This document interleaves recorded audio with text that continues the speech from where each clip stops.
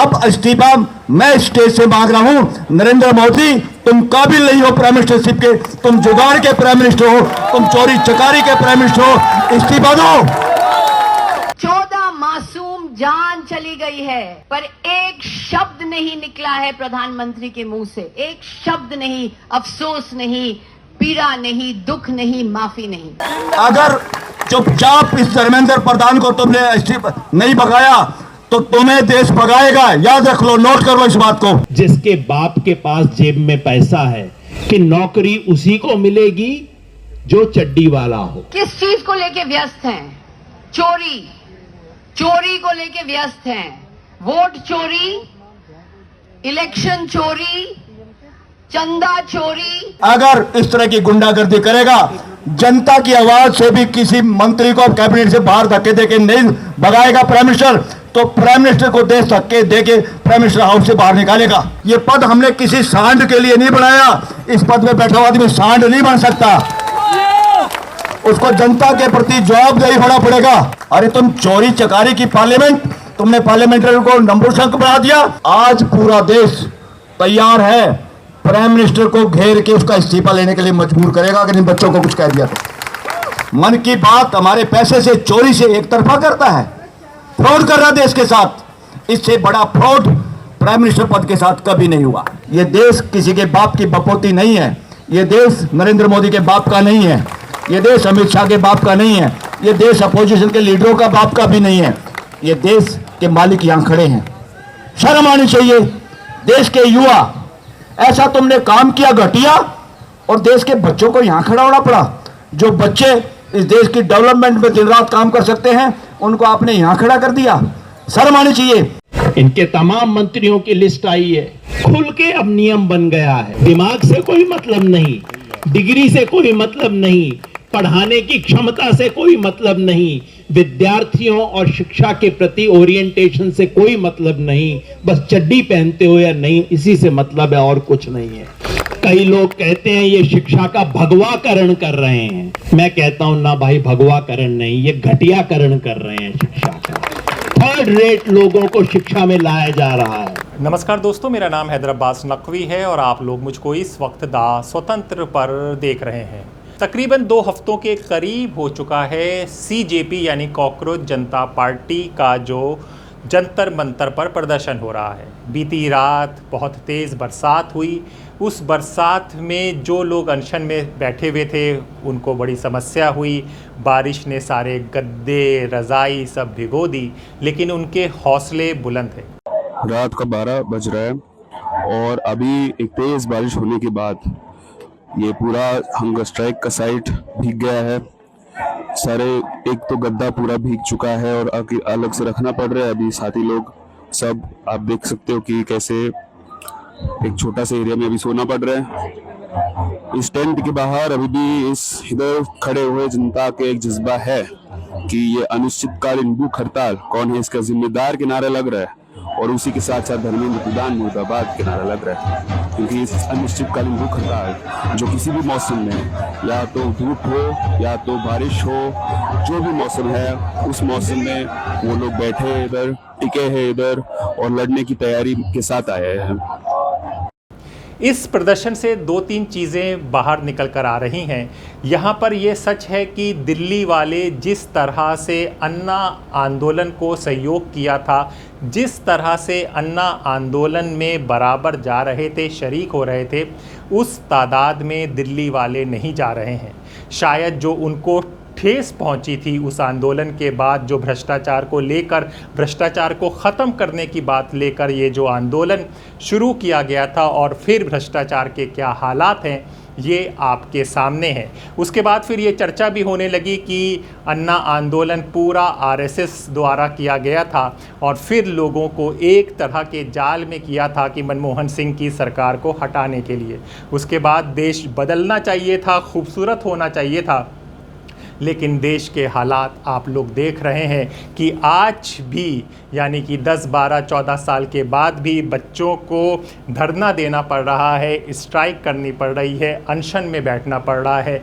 मामला मात्र paper leak का है, जो बुनियादी रोज़गार का है, बुनियादी चीज़ों का है, एक भ्रष्टाचार का है, कि ये ख़त्म हो जाए, कि कम से कम पेपर लीक तो ना हो, जो मेहनत कर रहे हैं वो लोग आगे बढ़ें। लोग नहीं आ रहे हैं, ज़्यादातर वहाँ पे वॉलंटियर हैं, इसलिए स्वतंत्र की टीम भी जब वहाँ पर गई थी तो उन्होंने यहाँ के जो पत्रकार थे मिहिर गौतम से बात की थी, समझा था, और वहाँ पर हमको 30-23 ऐसे युवक मिले थे जो वहाँ पे मिले थे, जुड़े थे और वो अनशन में बैठे थे। इसके बाद द स्वतंत्र ने हमने अपील की थी कि लोग आएँ और यहाँ पर बात करें। ये देखिए, ये अनिश्चित काल का सामूहिक अनशन है, आई वॉन्ट टू गुड मेहंदी शिक्षा, और ये सब चीज़ों पर हो रहा है। और यही सब लोगों की बात हो रही थी कि ये सब लोग शायद यहीं पर आप लोग सब लोग मिले थे ना।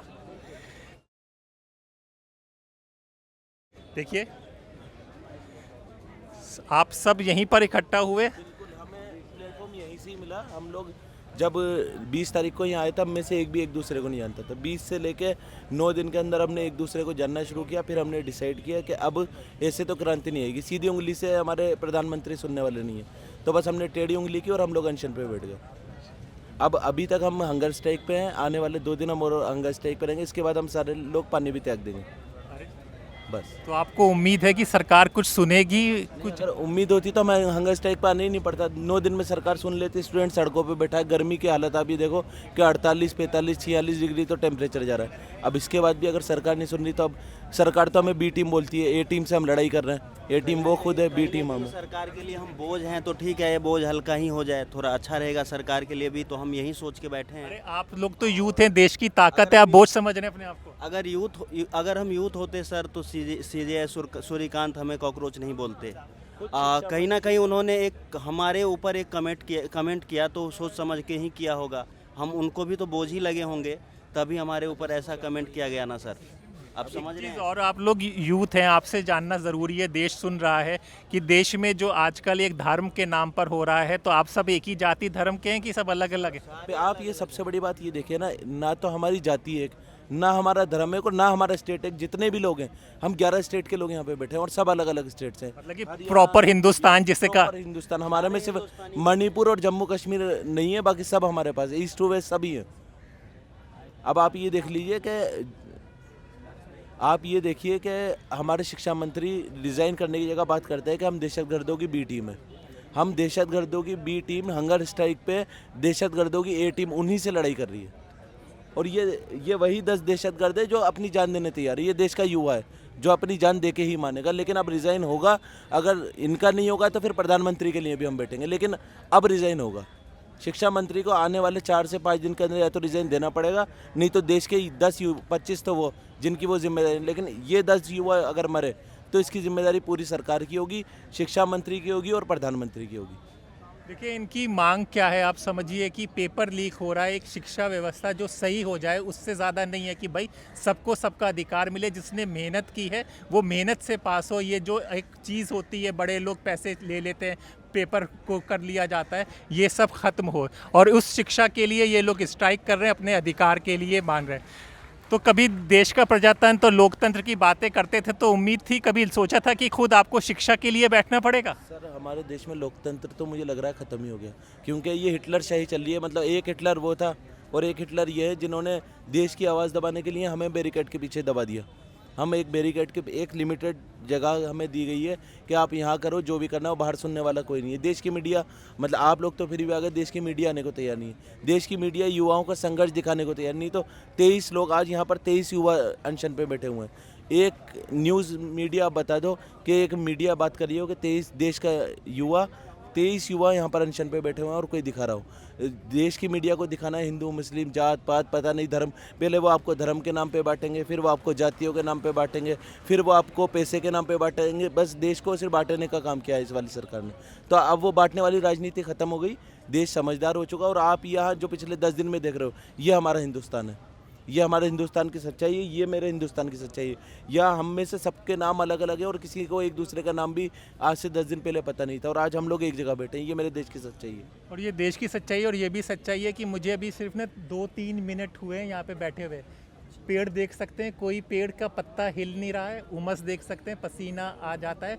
उसमें से ये लोग बैठे हुए हैं, देश के लिए बैठे हुए हैं कि देश में सुधार हो।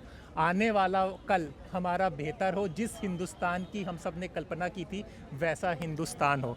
देखिए, आप लोगों का संघर्ष रंग लाए, हम लोग यही कहेंगे कि आप लोगों की आवाज़ आए। 23 लोग हैं, अलग अलग क्षेत्र से आए हैं। एक बहुत अच्छी स्टोरी है कि कोई एक दूसरे को जानता नहीं था, सबका सिर्फ मकसद एक था कि देश में भ्रष्टाचार ख़त्म हो, शिक्षा प्रणाली सही हो, पेपर लीक का मामला ख़त्म हो।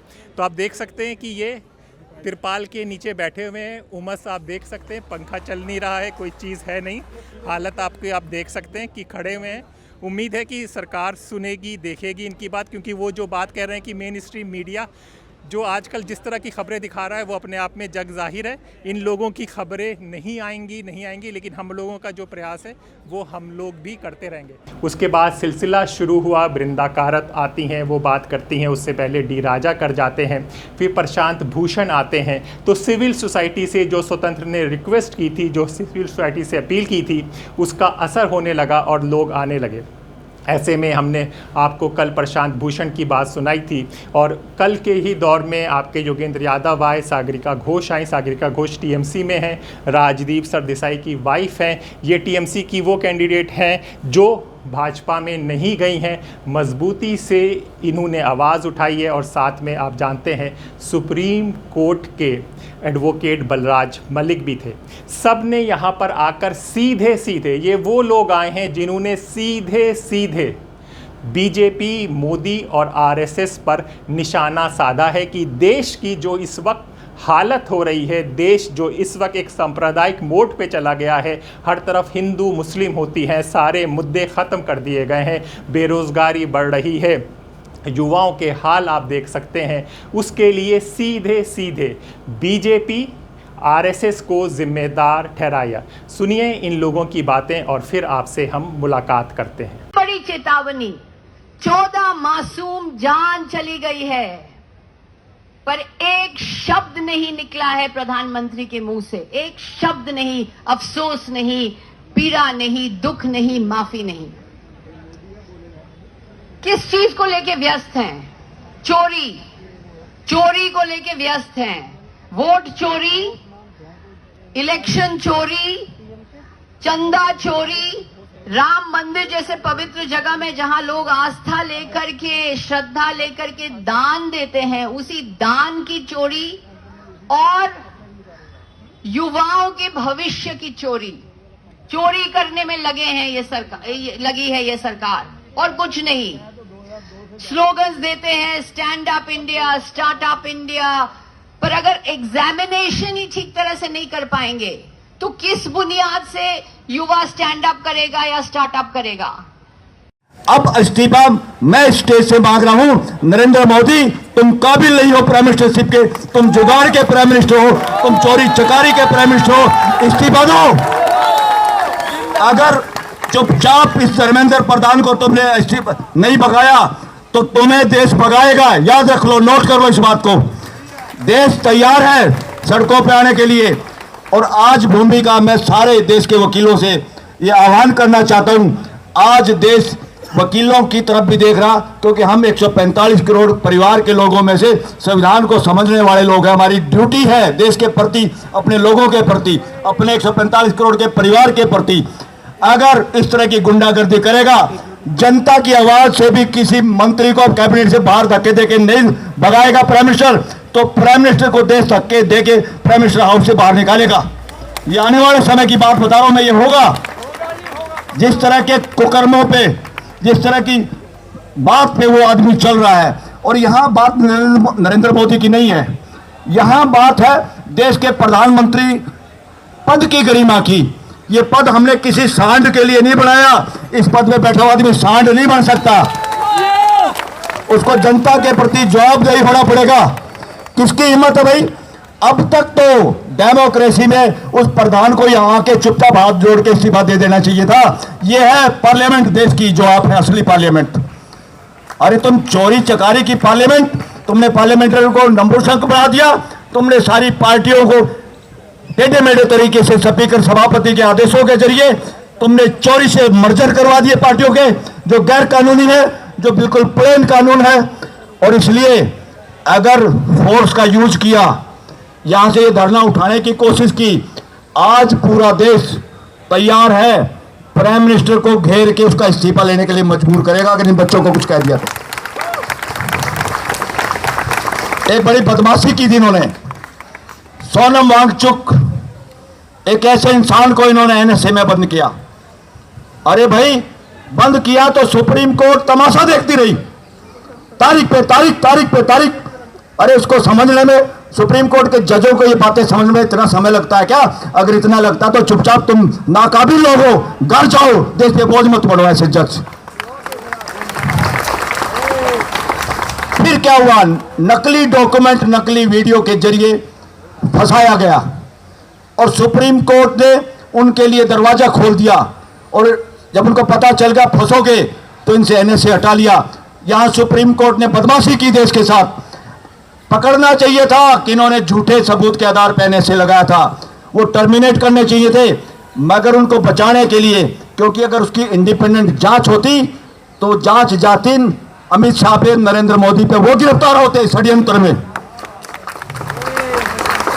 इस देश की इंटेलिजेंस एजेंसी किसी भी डेमोक्रेसी में पार्लियामेंट के प्रति जवाबदेही होती है, जनता के प्रति जवाबदेही होती है। इस देश की इंटेलिजेंस एजेंसी आज तक भी सिर्फ गृह मंत्री और प्राइम मिनिस्टर, गृह मंत्री और चीफ मिनिस्टर के अंडर में है। देश के साथ धोखा हो रहा है। इंटेलिजेंस एजेंसी के हमारे लोगों का दुरुपयोग हो रहा है। वो बेचारे अपना दुरुपयोग नहीं चाहते, उसके बावजूद देश के लोगों की हत्या, फोन टेप कराना, षड्यंत्र करना, झूठे डॉक्यूमेंटों क्रिएट करके फंसाना की ड्यूटी उनकी लगाई है। उनकी देशभक्ति पे भी ये लोग गड़बड़ कर रहे हैं और सारी जगह पे ऐसे नालायक, ऐसे भ्रष्टाचारी लोगों को अपॉइंट किया जाता है मेन पदों पे, ताकि वो चोर, उनकी चोरी के डॉक्यूमेंट इनके पास है, उसको मदारी के बंदर की तरह कुछ भी काम करा लो और कुछ भी उल्टे काम करा लो, जैसे इलेक्शन कमीशन पे कब्जा किया हुआ है। मगर जो आदमी बिठा रखा है, इस वक्त पूरे देश में सर्वे करोगे तो बेशर्मी में उसने सारे रिकॉर्ड तोड़ दिए देश के हर प्राइम मिनिस्टर का।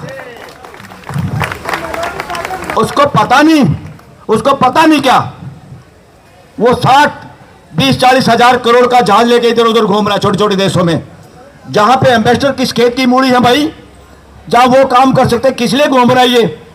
प्रेस का सामना नहीं कर पाए, ये लानत है, ये ब्लैक हिस्ट्री है इस देश की कि ऐसा प्राइम मिनिस्टर जिसे आप भी दबाव नहीं बना सके कि प्राइम मिनिस्टर यहां पे जवाब दे।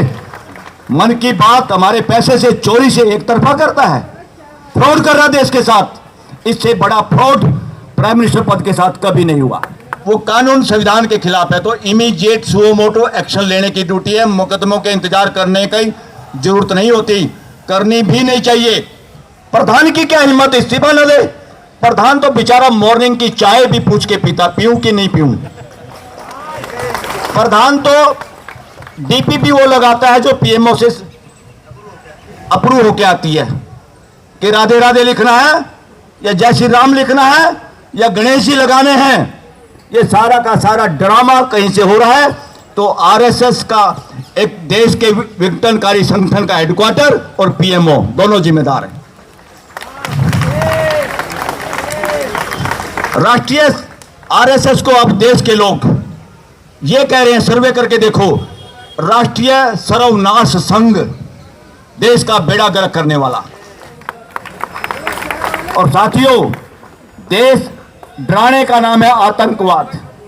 जो आपको बोलने से डर लग रहा है, मैं ये नहीं कह रहा अभी हुआ है, अभी बहुत ज्यादा हो गया। 165वां रैंक है आपका बोलने की आजादी में, पत्रकारों के चैनल बंद करने के चक्कर में। आज के बाद इस देश के चैनलों को अगर बंद किया गया तो देश के वकील प्राइम मिनिस्टर का घर को घेरेंगे, घेराव करेंगे अगर किसी का चैनल बंद किया तो। तुम्हारे बस की बात नहीं बोलना। जिस दिन कॉकरोच और पैरासाइट शब्द सुप्रीम कोर्ट के बेंच ने, चीफ जस्टिस ने अपने मुंह से निकाला था और जो ही हमें पता चला इमीडिएटली हमने उसका विरोध किया और हमने कहा this is nonsense on the part of chief justice of India. और ऐसे लोग जज होने के काबिल नहीं है जिनकी सोच ये है। बहुत सारे जज, आज देश की बोलने की आजादी 180 देशों में तकरीबन 165वें नंबर पे है, यानी हम डेवलपिंग कंट्री भी नहीं है। बोलने की आजादी इतनी घटिया, किसी ने देश को डराया? कौन है आतंकवादी जो देश को डरा रहा है? कौन डरा रहे हैं? और इससे पहले, क्योंकि मैं लॉ का स्टूडेंट हूं, मैं सबसे पहले उंगली करता हूं कि ये कमी है देश की हाई कोर्ट्स की और सुप्रीम कोर्ट की, जिन्होंने देश को डराने में मदद की है। और जिसका काम देश के लोगों के फंडामेंटल राइट्स की सुरक्षा करना है, वो लोग कहीं ना कहीं सरकार के गलत फैसलों का, गलत रास्तों का समर्थन करते हुए दिखाई देते हैं, और ये लगातार हो रहा है। इसलिए अगर राज्य के 3 अंग हैं, एक विधायिका जो कानून बनाते हैं विधानसभा में बैठ के, पार्लियामेंट में बैठ के, दूसरे उस बने हुए कानून को लागू करते हैं, तीसरा कौन है? तीसरा हमने 10 फुट ऊंचे टावर पे बिठाया है, जिनका नाम है हाई कोर्ट, सुप्रीम कोर्ट, जो जिसमें जज बैठते हैं। उनकी ड्यूटी है, मर्जी नहीं है कि इस देश के लोगों के फंडामेंटल राइट की सुरक्षा करें। ये उनकी ड्यूटी है। जो इस ड्यूटी को ना समझे वो इस्तीफा दे के घर जाए, देश पे बोझ ना बने कोई भी जज। साथियों, 10 फुट टावर पे इसलिए बिठाया हमने घर के बाहर, ताकि जो 2 सेवक मालिकों ने, देश की जनता ने तय किए हुए हैं, वो अगर कोई कानून गलत बना दें, पार्लियामेंट के लोगों को भगा के, डरा के, सस्पेंड करके, गुंडागर्दी से कोई कानून पास कर लें, तो उसके खिलाफ ड्यूटी है टावर पे बैठे हुए हाई कोर्ट और सुप्रीम कोर्ट की, सभी जजों की, A to Z की। किसी चीफ जस्टिस की अकेले की ड्यूटी नहीं है, सबकी बराबर की ड्यूटी है। अगर वो कानून संविधान के खिलाफ है तो इमीडिएट सुओ मोटो एक्शन लेने की ड्यूटी है। मुकदमों के इंतजार करने की जरूरत नहीं होती, करनी भी नहीं चाहिए। दूसरा, अगर अच्छा कोई कानून भी है, उसको इंप्लीमेंट करने में गड़बड़ है, तब भी सुप्रीम कोर्ट, हाई कोर्ट के जजों की ड्यूटी है कि उसको रोका जाए। मगर 10 फुट पे बैठे हुए जो लोग हैं, उनके तरफ डंडे में बांध के टोपी दे दी कानून बना के कि जब तुम रिटायर होगे तो मैं नेशनल कमीशनों का, ट्राइब्यूनलों का मेंबर और चेयरमैन बना देंगे। ये डेमोक्रेसी के खिलाफ है। ये सारे कानून भ्रष्टाचार की जड़ हैं। फिर उस इंतजार में बहुत सारे लोग, खुद बीजेपी में मंत्री रहे एक एडवोकेट जेटली ने, जो अब नहीं है, उन्होंने खुद कहा था कि जज रिटायरमेंट से पहले उस तरह के फैसले करते हैं जो उनको पोस्ट रिटायरमेंट के बाद नौकरी पे लगाने का जुगाड़ कर सकते हैं। इसका मतलब वो देश का काम नहीं कर रहे, वो देश के साथ गद्दारी करते हैं। ऐसे गद्दार जजों को भी पकड़ने की जरूरत है, उनको जिम्मेदार बनाने की जरूरत है। साथियों, मैं सुप्रीम कोर्ट के प्रांगण से भी कह चुका हूं, ये इस्तीफा जिसको शिक्षा मंत्री, मानव संसाधन मंत्री जो है धर्मेंद्र प्रधान से नहीं मांग रहे हम, ये इस्तीफा प्राइम मिनिस्टर से मांग रहे, क्योंकि उसने सारे मंत्रालय अपनी जेब में रखे हुए हैं। मंत्री सारे मदारी के बंदर हैं देश के, मदारी के बंदर की तरह पटका है पीएमओ का। पर हमारे प्रियम्बल में एक लिखी हुई जो शब्द है, असली मर्म क्या प्रियम्बल का, कि देश का लक्ष्य क्या है संविधान का, जो हमने खुद बना के आत्मसात किया, अपने ऊपर लागू किया, उसका लक्ष्य है सबसे ज्यादा कि हम भारत के लोग खुद बना के अपने ऊपर ये लागू करें, और ये लक्ष्य तय करना हमारा मकसद है। सबको न्याय मिले, आर्थिक, राजनीतिक, सामाजिक। मगर आर्थिक, राजनीतिक, सामाजिक न्याय की गारंटी क्या, प्रमाण क्या है? वो प्रमाण प्रियम्बल में लिखा है। वो प्रमाण है तो न्याय हुआ, वो प्रमाण नहीं है तो न्याय नहीं हुआ। वो प्रमाण क्या है? फ्रेटर्निटी इन द कंट्री, देश के अंदर भाईचारा, बंधुत्व। परिवार में भी अगर बंधुत्व नहीं है, कोई फैसला कोर्ट ने कर दिया दो भाइयों के बीच में प्रॉपर्टी का, मगर भाईचारा नहीं बना, वापस रिहेबिलिटेट नहीं हुए रिलेशनशिप, तो वो फैसले नहीं, वो गुंडागर्दी है, औरती की टोकरी में फेंकने वाले फैसले। कोर्ट का फैसला, पार्लियामेंट, विधानसभा का कानून, प्राइम मिनिस्टर का कोई फैसला, जो भी इस देश के भाईचारे को, बंधुत्व को खराब करता है, वो इस देश के प्रति अपराध है, वो देश के प्रति अपराध है। देश लोकतंत्र है, यानी लोगों का तंत्र, जिसमें प्रायोरिटी, जिसके केंद्र में सिर्फ जनता है।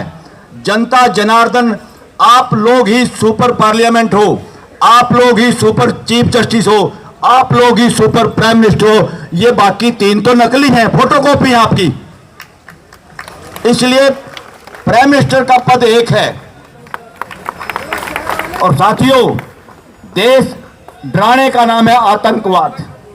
जो आपको बोलने से डर लग रहा है, मैं ये नहीं कह रहा अभी हुआ है, अभी बहुत ज्यादा हो गया।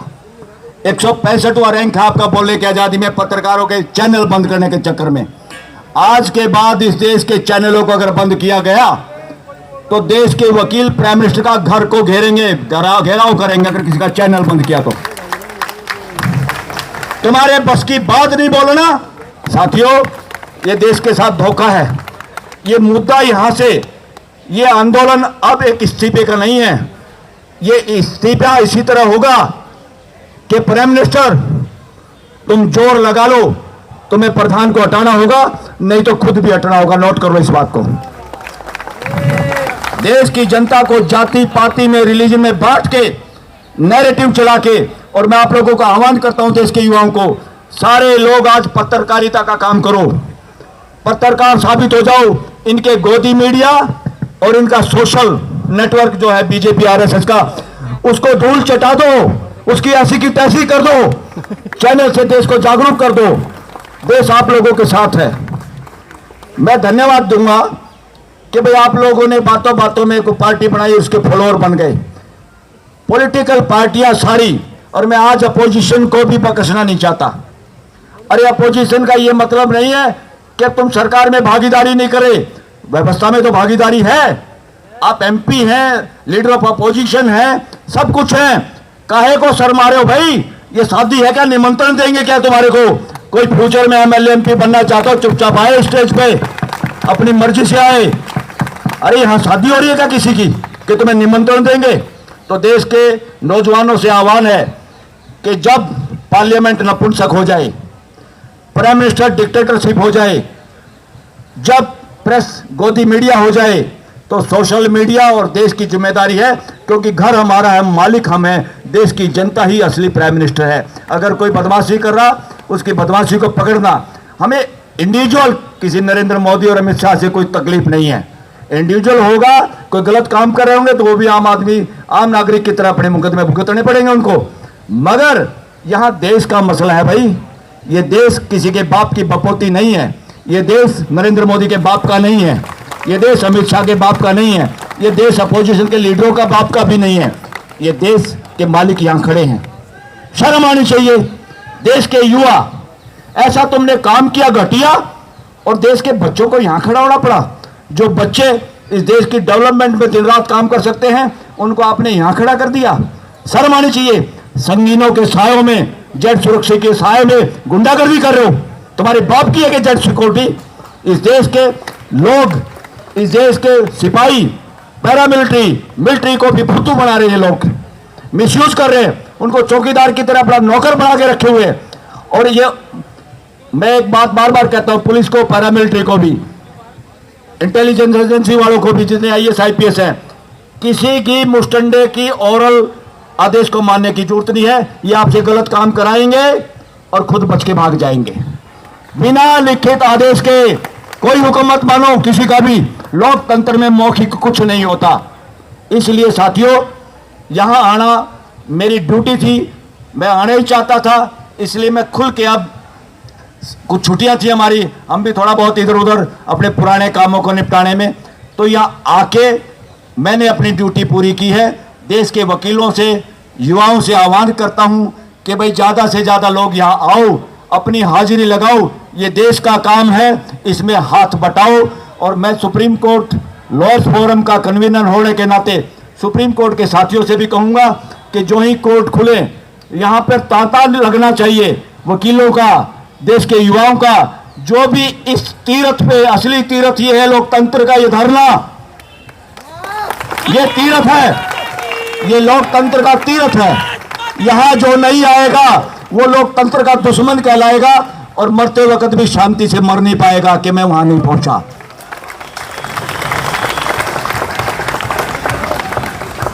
यहां पर आम घरों के बच्चे, नेताओं के बच्चे नहीं, सारी पार्टियों में नेताओं ने, पुराने घिसे पीटे लोगों ने, ठग ठोरों ने कब्जा किया हुआ है।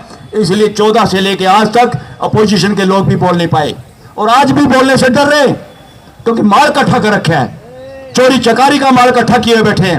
तो अपोजिशन के लोगों से, लीडरों से भी एक गुजारिश है, सारे चोर चक्कों को पार्टियों से रफा दफा करो, देश के इन युवाओं से छांट छांट के उनके घर जाके पार्टियों में शामिल करो, और इनको फ्यूचर का विधानसभा और पार्लियामेंट में ऐसे लोग जाने चाहिए जो इस तीर्थ पे आए हैं आज। और देखना, आप लोगों में से जो इस तीर्थ पे आया है, उनमें से फ्यूचर में इस देश की विधानसभाओं को और पार्लियामेंट को संभालेंगे, ये मेरा विश्वास है और मैं ये देख पा रहा हूं फ्यूचर में।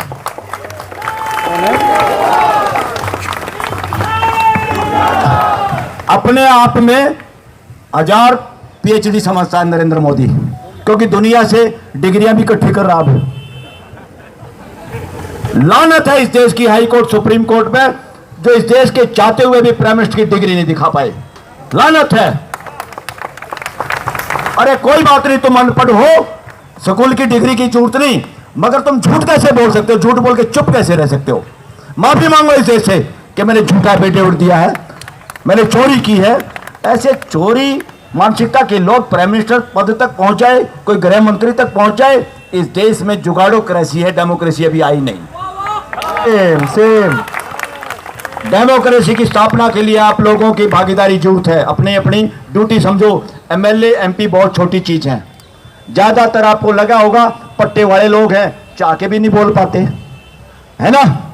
तो असली कोई पार्लियामेंट है तो वो लोग हैं जो धरनों पे हैं, जो खुल के सामने आते हैं। वो सोशल मीडिया को मैं सैल्यूट करता हूं। असली मीडिया यहां पर खड़ा देश का। आपकी ड्यूटी है देश तक हर बात पहुंचाने की। और साथियों, सत्ता परिवर्तन मैं आऊंगा तो ये करूंगा, मेरी पार्टी अभी उसमें नहीं है। अरे तुम्हारे दफ्तर, तुम्हारी कार इसी पैसे से चल रही इस देश के।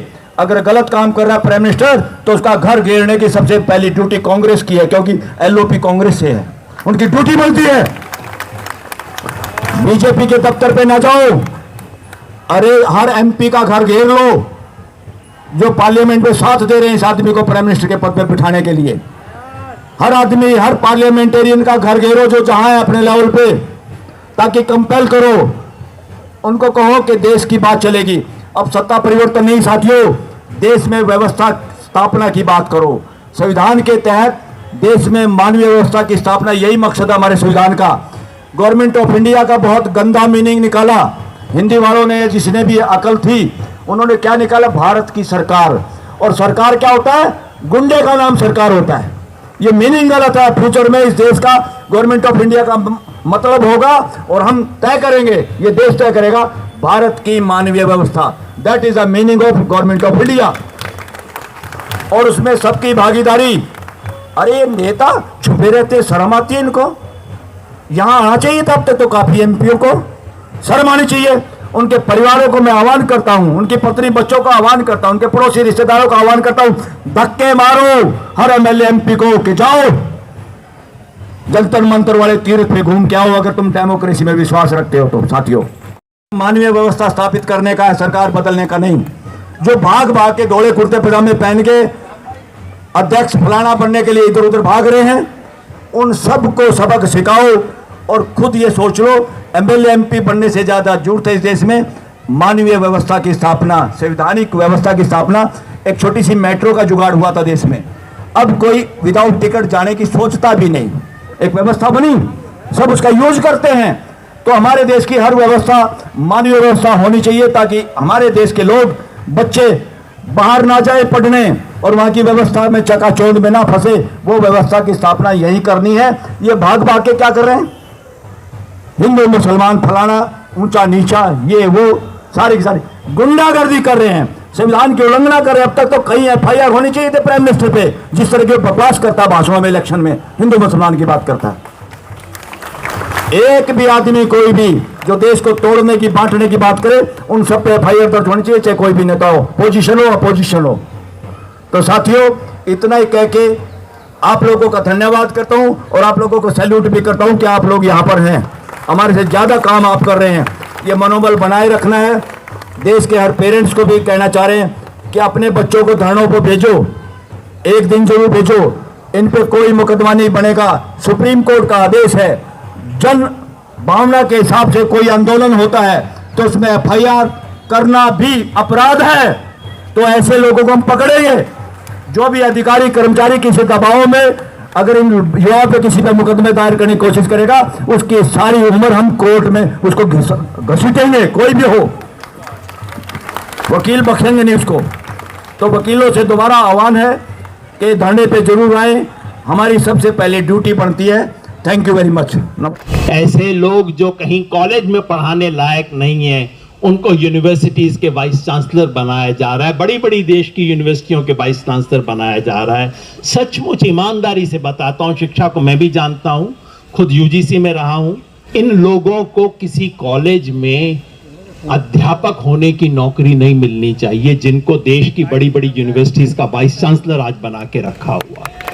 ये इस देश की शिक्षा व्यवस्था को तबाह करने की नीयत है। और जब शिक्षा व्यवस्था तबाह होती है तो क्या होता है? दिन रात भारतीयकरण, भारतीय सभ्यता, भारत में ये होगा, भारत का उत्थान, सबके बच्चे विदेश में पढ़ते हैं। क्यों? क्योंकि इन्होंने इस देश की यूनिवर्सिटीज को पढ़ने लायक छोड़ा नहीं, और इन्हें पता है, इसलिए अपने बच्चों को बाहर ले जाते हैं। आपके मेरे बच्चे सड़े यहां पे, यहीं पे रहें और किसी भी नौकरी के काम लायक न बचें, ये व्यवस्था है। ये सबसे बड़ा लीक है इस शिक्षा व्यवस्था का। और मैं समझता हूं ये जो आंदोलन आपने शुरू किया है, ये इस बड़ी लीक का सवाल उठाएगा। और आपको आज से 15 साल पहले भी जब यहां आंदोलन हुआ था, मैं जानता हूं उसके बारे में बहुत समीक्षा हुई है, बहुत लोगों को मन में उसके सपने भी आते हैं, कई लोगों को उसका भूत भी नाचता है। तब भी मैंने कहा था, मैं आज भी कहता हूं, क्योंकि लोग अक्सर मेरे को कहते हैं, अरे आप तब आए थे, तब ये हुआ, तब वो हुआ, ये गड़बड़ हुई, वो गड़बड़ हुई। मैं एक बात कहता हूं, जब भी लोकतंत्र में जनता किसी सही मुद्दे को लेके खड़ी हो, आपको सत्ता के साथ नहीं, जनता के साथ खड़ा होना चाहिए। ये उसूल 15 साल पहले भी था, यही उसूल आज भी है। आज इस देश में हर तरह की आवाज को बंद करने की कोशिश हो रही है। इस सरकार का सपना है कि ये विपक्षहीन कर देंगे इस देश को। आपके साथ भी यही खेल खेलेंगे। आपके साथ शुरू में नरमी बरती, हो सकता है आपको अच्छा लग गया हो, लेकिन बाहर वालों को बहुत अच्छा लग रहा था कि नहीं नहीं, इनके साथ तो बड़ी नरम है सरकार। मैंने कहा कोई बात नहीं, थोड़ा दिन हो लेने दो, इनको भी समझ आ जाएगा, दुनिया को भी समझ आ जाएगा कि जो सचमुच विरोध के लिए खड़ा रहेगा, खड़ा होगा, अड़ा होगा, लड़ेगा, उसके साथ सरकार क्या बर्ताव करेगी, आने वाले दिनों में सबको पता लग जाएगा। तो सरकार चाहती है कि विपक्ष ना रहे। बाकी राजनीतिक बातें मैं नहीं करना चाहता, आप सब देख रहे हैं क्या हुआ। तृणमूल कांग्रेस से सागरिका जी हैं, इनकी पार्टी के साथ क्या क्या खेल हुआ है पूरा देश जानता है, क्या कुछ रोज खेल हो रहा है।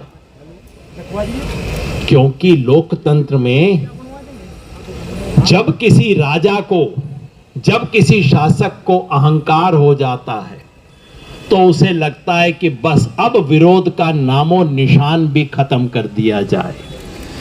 आज इस देश में विपक्ष को खत्म करने की साजिश चल रही है। वो कहते हैं कांग्रेस विहीन भारत, नहीं, कांग्रेस विहीन नहीं, ये विपक्ष विहीन भारत बनाना चाहते हैं।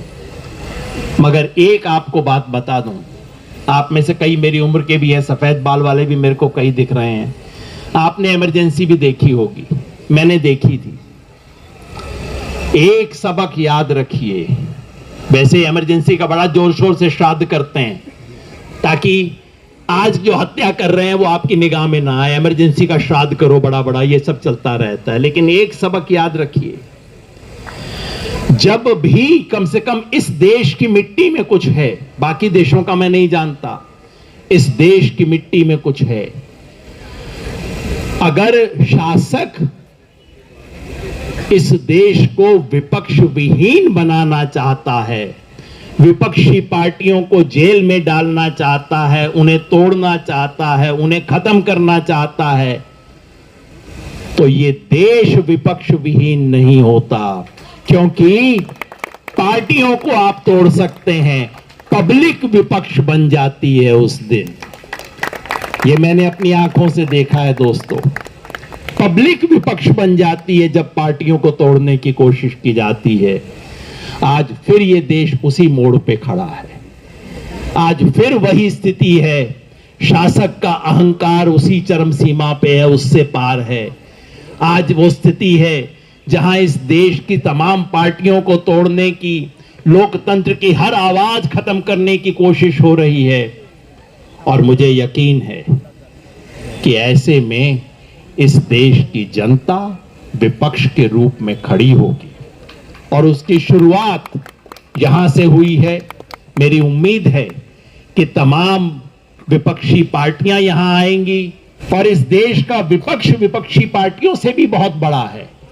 तमाम जन संगठन, किसान संगठन, मजदूर संगठन, तमाम संगठन यहां आएंगे और इस आवाज को ऊंचा उठाएंगे। तमाम परिवारों की मांग नहीं है, वो भारत के भविष्य की मांग है इस देश की सरकार से। आप अपने आप को पार्टी कहते हो, मैं आपको पार्टी नहीं मानता, मैं आपको पब्लिक मानता हूं। ये पब्लिक का मंच है और पब्लिक के मंच पे राजनीतिक कार्यकर्ता और राजनेता बहुत ज्यादा दिखाई दें, ये मुझे अच्छा नहीं लगता।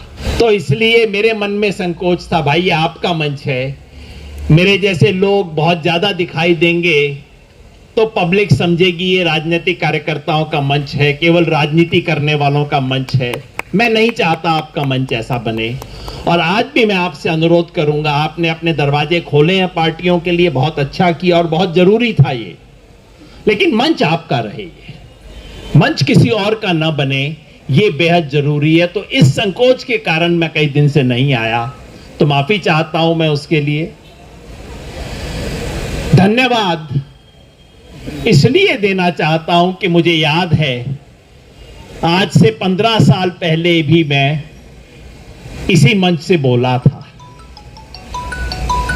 तब भ्रष्टाचार के विरुद्ध आंदोलन था, एक और तरह के भ्रष्टाचार के विरुद्ध।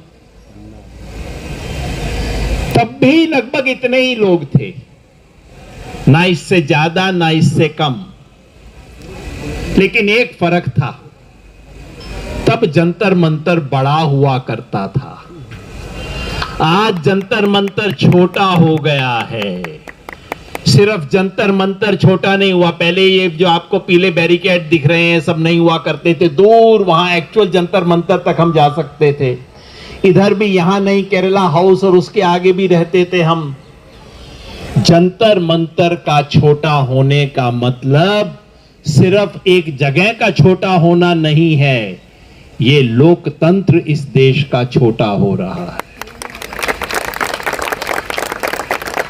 इस देश में आवाज उठाने की जगह छोटी होती जा रही हैं, हर शहर में हो रही हैं। आवाज उठाने की जगह छोटी होती जा रही हैं। विरोध तब भी था, पुलिस तब भी तंग किया करती थी, लेकिन ऐसा नहीं होता था कि आप लोगों को जंतर मंतर आने का कॉल दें और जो लोग कल आने वाले हैं उनको शाम को उनके घर पे जाके पकड़ लिया जाए। ऐसा नहीं होता था आज से 15 साल पहले जो अब आपके साथ हुआ है। तो यहां मैं आपको धन्यवाद देने आया हूं कि आपने दोबारा जंतर मंतर को बढ़ाने की इस मुहिम को शुरू किया है। इस मंच का धन्यवाद करना चाहता हूं। हमारे इस तरफ ये जो आयशा के साथी बैठे हुए हैं भूख हड़ताल पे, आपका भी मैं उतना ही धन्यवाद करना चाहता हूं। आपने भी इस जंतर मंतर को बड़ा करने का बड़ा काम किया है और जिस जिस संगठन ने इस देश में सड़क पे उतर के, चाहे वो NSUI हो, यूथ कांग्रेस हो, तमाम दूसरे और संगठन हो, आयशा ने भी ये कई जगह पे किया है, जिस देश के जिस संगठन ने सड़क पे उतर के इस सवाल को उठाया है, मैं उन सब का धन्यवाद करना चाहता हूं। धन्यवाद इसलिए कि लोकतंत्र में सड़क और संसद का रिश्ता है। लोकतंत्र सिर्फ संसद से नहीं चलता, डॉक्टर राम मनोहर लोहिया ने कहा था, इसलिए दोहरा दूं क्योंकि उनकी बात प्रधानमंत्री भी कभी कभी बोल देते हैं। डॉक्टर राम मनोहर लोहिया ने कहा था कि जब सड़कें सूनी हो जाती हैं तो संसद आवारा हो जाती है। सड़क और संसद का रिश्ता है। अगर संसद को उत्तरदायी बना के रखना है तो सड़कों को जिंदा करके रखना होगा। मैं धन्यवाद करना चाहता हूं आप सबका कि आपने सड़क को जिंदा रखने की इस मुहिम को आगे बढ़ाया। धन्यवाद मैं सोनम वांगचुक जी का भी करना चाहता हूं। मैं अभिजीत भाई को तो नहीं जानता, लेकिन सोनम भाई को पहले से जानता रहा हूं और एक बात जानता हूं, यह आदमी किसी दूसरी मिट्टी का बना हुआ है। ये लद्दाख वाली मिट्टी थोड़ा दिल्ली में आनी चाहिए भाई, थोड़ा अगली बार आप 1-2 किलो ले भी आना मिट्टी। ये आदमी -20 डिग्री में भी कर सकता है 20 दिन का अनशन। और सच कहूं, अगर शिक्षा के सवाल पर किसी को बोलने का हक है इस देश में, तो उसे नहीं जो परीक्षा पे चर्चा किया करता है, उसे शिक्षा का कुछ नहीं पता। सोनम वांगचुक को पता है कि शिक्षा क्या है। हक है इस आदमी को शिक्षा पे बोलने का।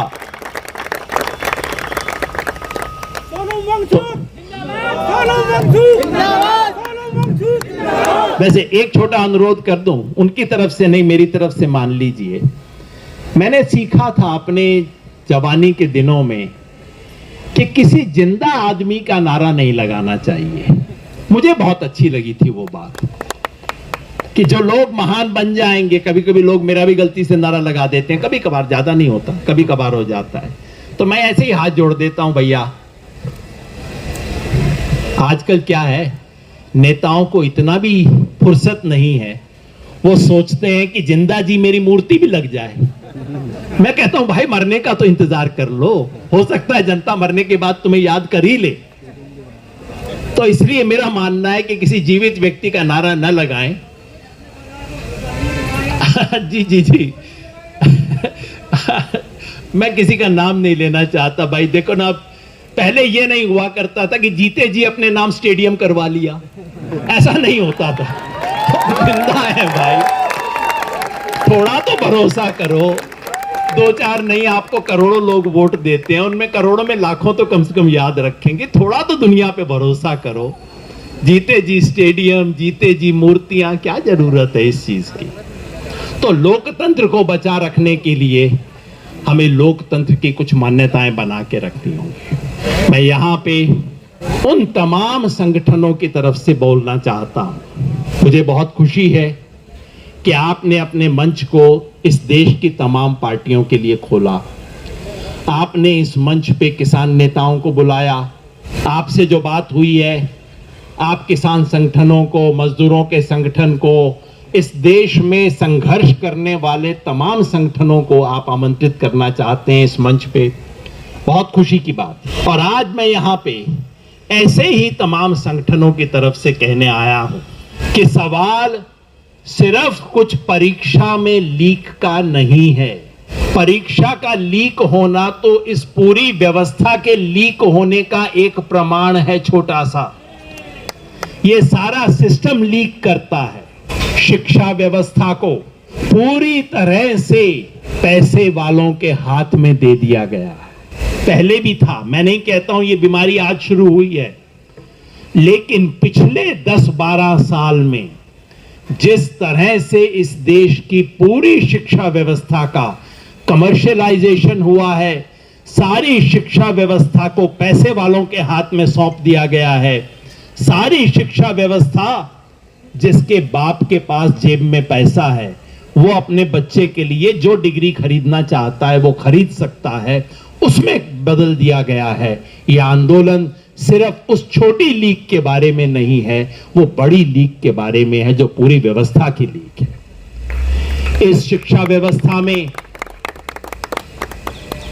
खुल के अब नियम बन गया है कि नौकरी उसी को मिलेगी जो चड्डी वाला हो।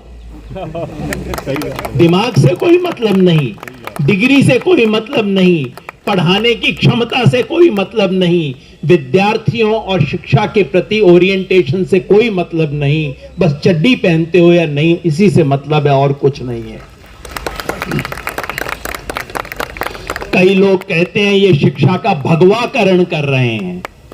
मैं कहता हूं ना भाई, भगवाकरण नहीं, ये घटियाकरण कर रहे हैं शिक्षा का। थर्ड रेट लोगों को शिक्षा में लाया जा रहा है। ऐसे लोग जो कहीं कॉलेज में पढ़ाने लायक नहीं है, उनको यूनिवर्सिटीज के वाइस चांसलर बनाया जा रहा है, बड़ी बड़ी देश की यूनिवर्सिटियों के वाइस चांसलर बनाया जा रहा है। सचमुच ईमानदारी से बताता हूं, शिक्षा को मैं भी जानता हूं, खुद यूजीसी में रहा हूं। इन लोगों को किसी कॉलेज में अध्यापक होने की नौकरी नहीं मिलनी चाहिए, जिनको देश की बड़ी बड़ी यूनिवर्सिटीज का वाइस चांसलर आज बना के रखा हुआ है। ये इस देश की शिक्षा व्यवस्था को तबाह करने की नीयत है। और जब शिक्षा व्यवस्था तबाह होती है तो क्या होता है? बड़े बाप का बेटा विदेश में जाके बड़ी डिग्री लेके और आपके सर के ऊपर आके बैठता है। तो आप सबको बहुत बहुत धन्यवाद, माफी, समर्थन, और मिलके जब बोलेंगे जय हिंद, जय हिंद, जय हिंद, जय हिंद, जय हिंद।